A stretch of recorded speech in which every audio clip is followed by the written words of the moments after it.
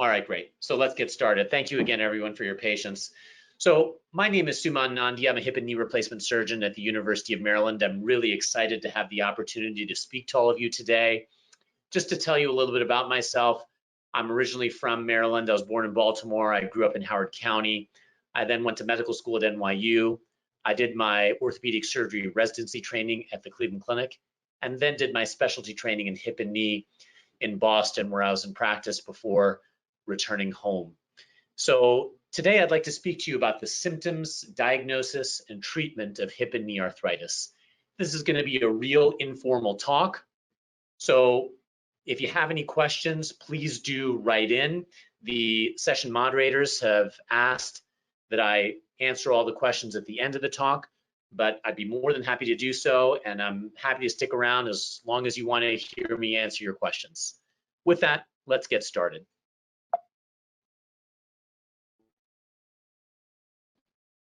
So first and foremost, what is arthritis? Well, arthritis is a process, it's not a thing. It's a process by which the cushion in your joint wears away and then your bones grind against one another, and that causes pain.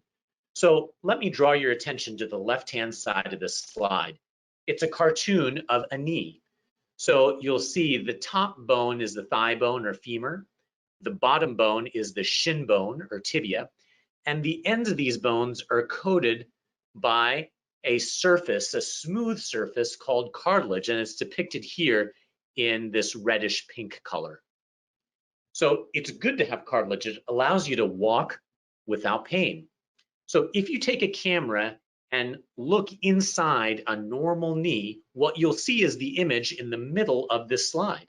So here at the top is the end of the thigh bone. Here at the bottom is the end of the shin bone. And you can see these smooth surfaces look like an ice skating rink, right?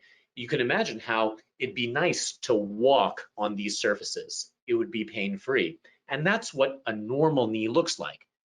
Well, when someone gets arthritis, right? Once again, a process by which the cushion in the joint wears away and the bones grind against one another, which causes pain. When someone gets arthritis, if you take a look inside a knee that has been affected by arthritis, what you see is the image on the right-hand side of the slide. Now take a look at this. Very different from the panel in the middle, right?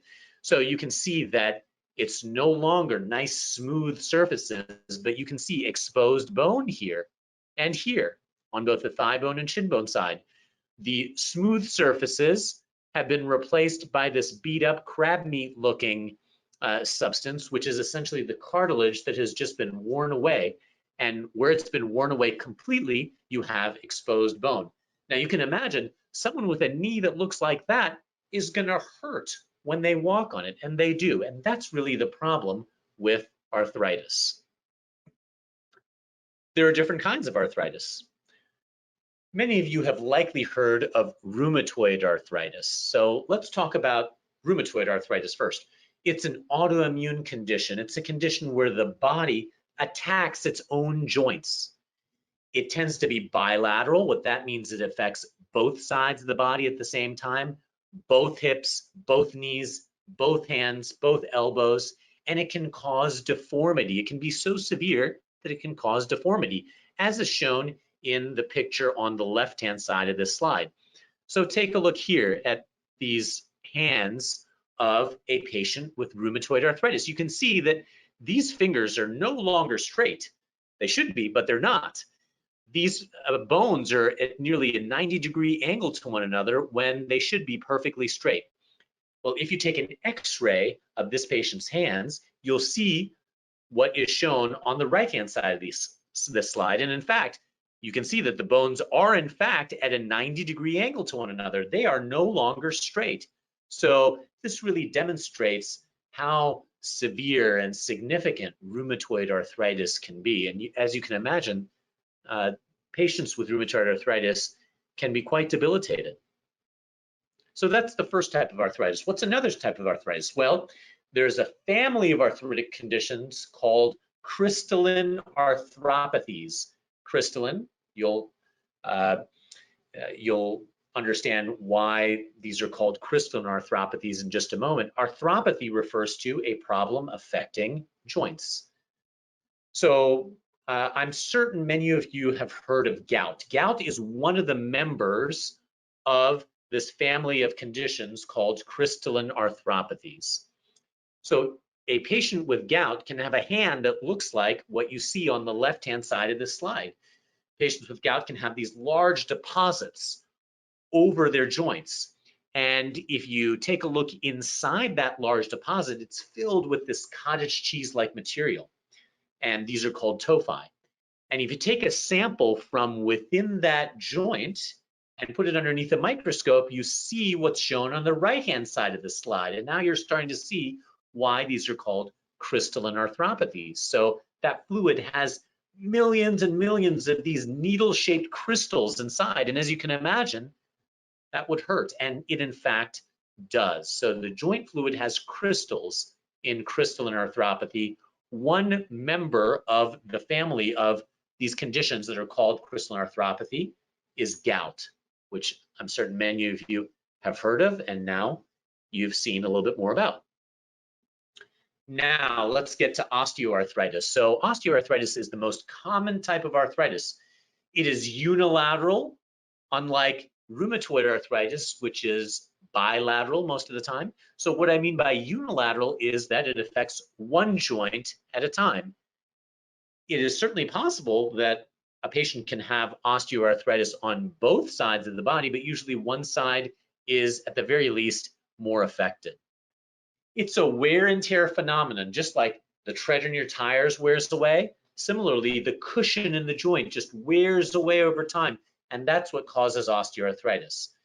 So if you take a look at the picture on the left-hand side of this slide, you can see that this knee is the normal knee, so it's on the right-hand side of this picture, but it's the patient's left knee because he's facing us. So this knee is the normal knee, and you can see how the leg is nice and straight, the knee's not too puffy. But take a look here. This knee is an arthritic knee, and you can see how the leg is starting to bow or be curved, and you can see how it's quite swollen compared to the other knee. Now, if you take an X-ray of both of these patients' knees, you'll see what's shown on the right-hand side of the slide. And I promise you, all you folks are going to be experts at reading X-rays by the time we're done, and we're going to start with that right now. Okay, so if you take an X-ray of this patient's left knee, which is on the right-hand side of this picture, you'll see this is the normal side. And a normal knee X-ray looks as follows. Here's the thigh bone, here's the shin bone. On an X-ray, when you have an empty space between the bones, all right, when you have an empty space between the bones, that means you have cushion left. You can't see cartilage, it's not as dense as bone, so it doesn't show up as a thing on an X-ray, it shows up as a space. So when you have space, that means you've got cartilage. But look here, at the other knee, there's not one bit of space there, not one bit. Those bones are grinding against one another. And as you can imagine, that hurts, and it does. We talked about how arthritis, of course, causes pain when that cushion in the joint wears away. What are the symptoms? Well, we just talked about one, which is pain. That's first and foremost. So when someone has arthritis in their hip, where do they feel pain? Interestingly, they feel it in the groin where the thigh meets the body, in the side of the hip, as well as the rear end. So hip arthritis can cause pain in a bunch of locations. What about when someone has knee arthritis? Well, it can cause pain within the knee. The knee's simpler. Here's what's interesting. When someone has arthritis in their hip, they can actually feel pain in their knee because of how the nerves in our body are wired.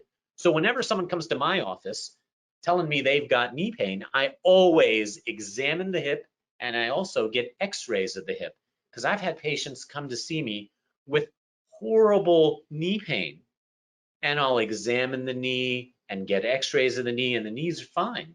But when I examine the hip and I get X-rays of the hip, it turns out they've actually got very severe arthritis within the hip. So I'm very careful about that.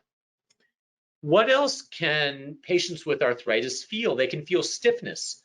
Well, that makes a lot of sense, right? You've got bones grinding against one another, right? So of course you can feel some stiffness. You can have swelling, as we showed you in the image in the slide before. You can have swelling. You can have grinding, because that's exactly what's happening. The bones are grinding against one another. All right. So how do we diagnose arthritis? We've touched on this a little bit, but let's go about it in a systematic manner. Let's start at the beginning. Well, first and foremost, I talk to my patients when they come to see me. First of all, I enjoy talking to my patients, but secondly, it's very, very informative. So I ask my patients, where does it hurt? When did it start? How bad is the pain? What makes it better or worse? And what have you tried for the pain? This really tells me a great deal about what my patients are going through. One of the other things I really am certain to talk to my patients about is, what can't you do as a result of this pain? It allows me to get to know my patients a little bit better. What activities are important to my patients that they can no longer enjoy? And that also tells me about how severe the pain is and what kinds of things they would like to get back to doing. So first and foremost, I talk to my patients. Secondly, I'll examine them. And again, you can really glean a lot of information by examining patients. So first I look at the knee, look at the hip, see if there's any redness, all right, over the skin. It can tell me if there's any evidence of infection. I'll watch my patients walk, okay? Do they have a limp? What kind of limp is it? I'll move the knee, push on the knee, move the hip, push on the hip, just like is shown in the images on the right-hand side of this slide. So examining patients is also very important. And next we'll get some x-rays. So I promised you you'd be experts by the end of this talk, and you will be. I showed you some knee x-rays, so let me show you some hip x-rays. So look at the left-hand side of this slide. Look at this picture. This is a normal hip. Here's the ball of the ball and socket joint of the hip. Here's the socket.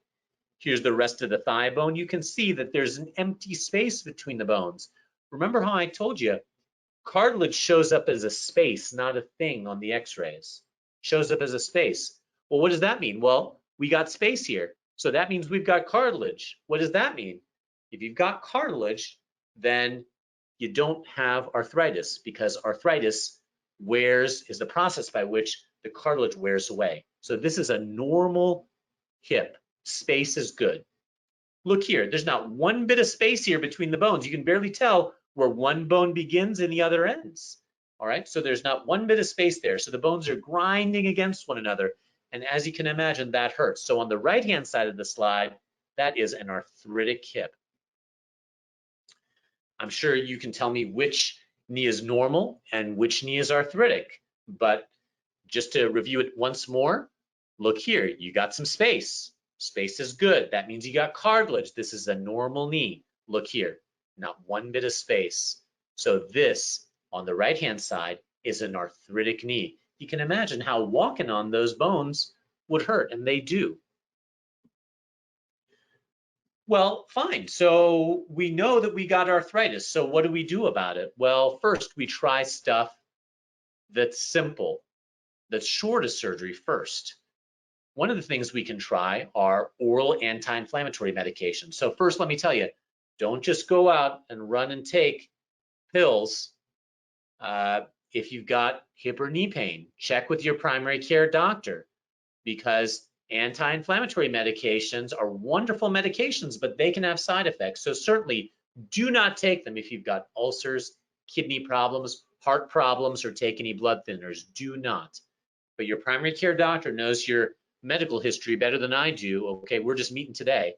So check with your primary care doctor before you start popping these pills. If your primary care doctor does say it's okay to take them, here's how you take them. You take them like the bottle says, but you got to take them every day for at least 2 weeks. It takes 2 weeks to build up in the system, all right? Every day for 2 to 4 weeks straight. If it bothers your stomach though, stop, and you should take them with food, all right? But again, talk to your primary care doctor.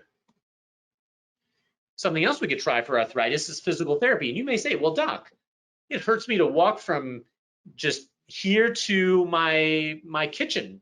how can I do physical therapy? What's the point of physical therapy? Well, the point of physical therapy is to strengthen the muscles around your joints so that those muscles can function like a shock absorber when your natural shock absorber isn't working so well because it's wearing away. And so these are images that demonstrate how physical therapists can work to strengthen those muscles around your joints. What else can we try? Well, we can try steroid injections, all right? So the steroid injections I'm talking about are legal. This is not what the baseball players are taking, all right? So what steroids are powerful anti-inflammatories. They're not in the same class as the oral anti-inflammatory medications I spoke to you about a few slides ago. They're a different type of anti-inflammatory. They're far more potent.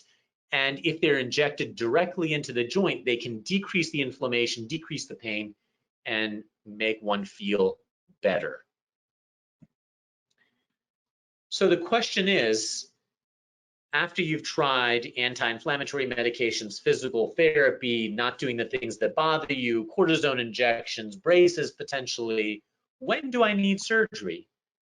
Well, I never tell my patients when to have surgery. When my patients tell me, I've tried everything short of surgery, it is not working, I can't live like this anymore, well, that's when you start thinking about surgery, all right? And only then. And what do I mean by surgery? Well, I'm referring to a total joint replacement, a hip or knee replacement. This is really the most effective treatment, surgical treatment for arthritis. And it turns out it's one of the most effective things that a doctor can do for a patient. If you look at the Medicare data, 2 out of the 3 most effective treatments that a doctor can administer to a patient are hip and knee replacements. So let's talk about hip replacements first. I'm going to show you a movie about a hip replacement. Let me talk you through the movie first, and then I'll show you the video. All right, that'll allow you to digest the video a little bit better. So what we do in a hip replacement, remember the hip is a ball and socket joint. We remove the arthritic ball, resurface the socket with a metal socket and a plastic liner, put a stem down the thigh bone and a ball on top. And that gives you nice smooth surfaces that glide against one another as opposed to your bones grinding against one another, and that takes away your pain. So let's take a look at the video. So first we enter the hip. We remove the arthritic ball, resurface the socket with a metal socket and a plastic liner, put a stem down the thigh bone, put a ball on top. And that gives you nice smooth surfaces that glide against one another as opposed to your bones grinding against one another. And that takes away your pain. It's just as easy as that. All right, so let's show you some before and after images. Again, by now, you're all experts, so you can clearly see that this is an arthritic hip because there's no space between the bones. Here's an after image after the joint replacement is done. Here's a metal socket, plastic liner, which you can't see, just like you can't see the normal cartilage in a joint, all right? So you can't see plastic on an x-ray because it's not as dense, but you can see that there's a space there. Then there's a stem down the thigh bone and a ball on top. So that's what the hip looks like after a hip replacement. Now, let me show you a video about a knee replacement. Again, let me talk you through it, and then that'll just help you digest the video that much better. So what we do in a knee replacement is we enter the knee, we resurface the beat up ends of the thigh bone and shin bone. We cap the end of the thigh bone with metal, cap the end of the shin bone with metal, and then put a piece of plastic in between. And that gives you nice smooth surfaces that glide against one another, as opposed to your bones grinding against one another, and that takes away your pain. So let's take a look at this video. So we enter the knee, we remove or resurface the beat up arthritic portions of the end of the thigh bone and shin bone. We cap the end of the thigh bone with metal, cap the end of the shin bone with metal, put a piece of plastic in between, and that gives you nice smooth surfaces that glide against one another, as opposed to your bones grinding against one another, and that takes away your pain. Again, as easy as that. Here's a before and after. Take a look at the left-hand side of the slide. You can see, look at this, no space, a familiar sign, right? This is an arthritic knee. On the right-hand side of the slide, you can see the after image, after the knee replacement has been done.